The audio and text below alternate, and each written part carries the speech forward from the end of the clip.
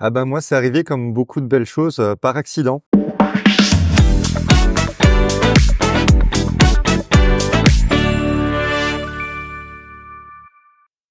Alors, qui êtes-vous?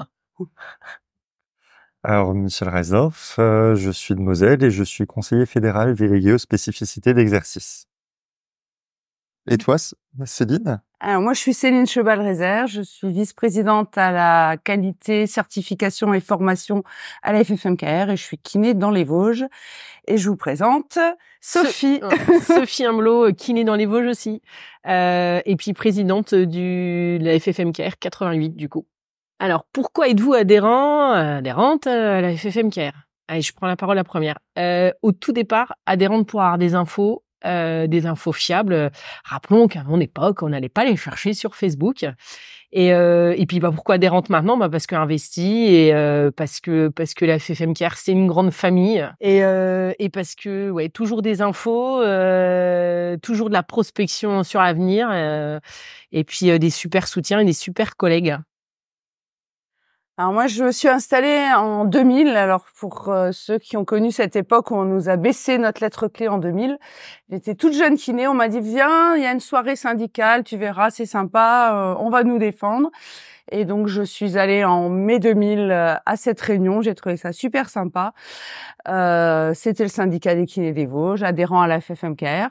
La même année, je suis rentrée dans le conseil d'administration. J'ai fait mon petit chemin. Maintenant, je suis élue au national et FFMKR un jour, FFMKR toujours. Yeah.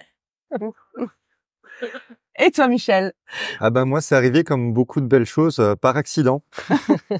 C'est des rencontres et puis un jour, on se retrouve avec une bande de copains à adhérer dans le conseil d'administration en Moselle et puis de fait, par une rencontre en formation après, ça a été le conseil fédéral et puis comme disait Sophie, c'est une grande famille où on grandit, on s'épanouit, donc c'est chouette.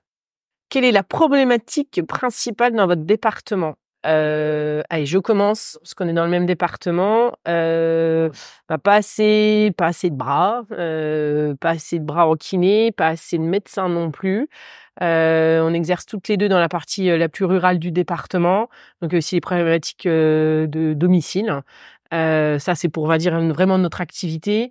Après, au niveau syndicat, pas tant de problématiques que ça. On a une très bonne ambiance avec nos adhérents. On aimerait toujours en avoir plus dans le CA, mais globalement, on a une super ambiance dans notre syndicat. Et on peut quand même dire qu'on est très fiers puisque nous avons le meilleur taux de syndicalisation de France. Yes! Et chez toi, Michel? Ah ben, nous, on est dans une problématique qui est un peu différente d'un point de vue du syndicat. On est plus dans une problématique de renouvellement et de comment faire adhérer les jeunes. Parce qu'on a un CA qui doit être un des plus jeunes de France, mais ça se reflète pas encore forcément dans nos adhérents. Donc, on espère que dans les années à venir, ça se reflètera un peu plus. Racontez-nous, votre meilleure blague. Alors, ouais, je passe la main. Alors, pour moi, c'est...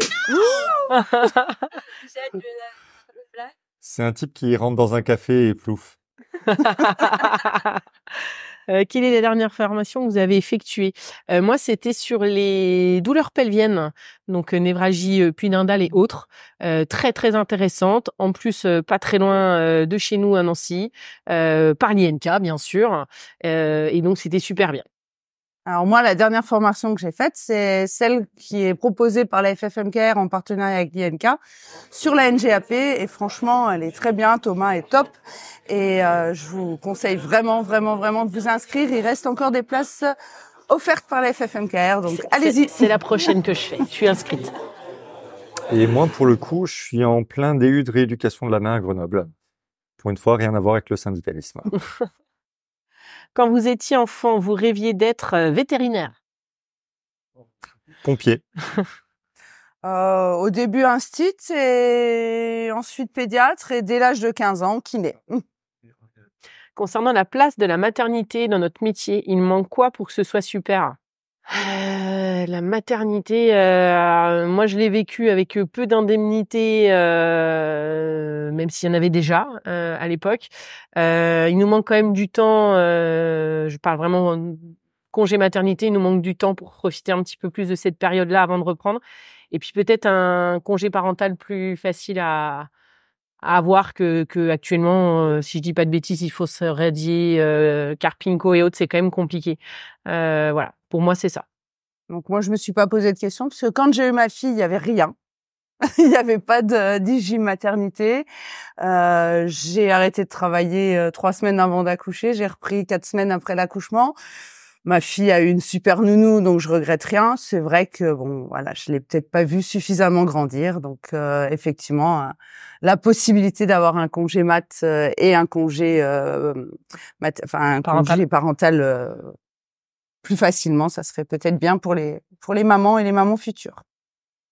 Alors, j'allais dire justement, moi, dans cette question-là, c'est comme dans la place de la paternité dans notre métier, je pense qu'il y a une vraie question de fond à creuser et quelque chose à travailler parce qu'aujourd'hui, tout comme dans la question la paternité, il n'y a pas trop de place.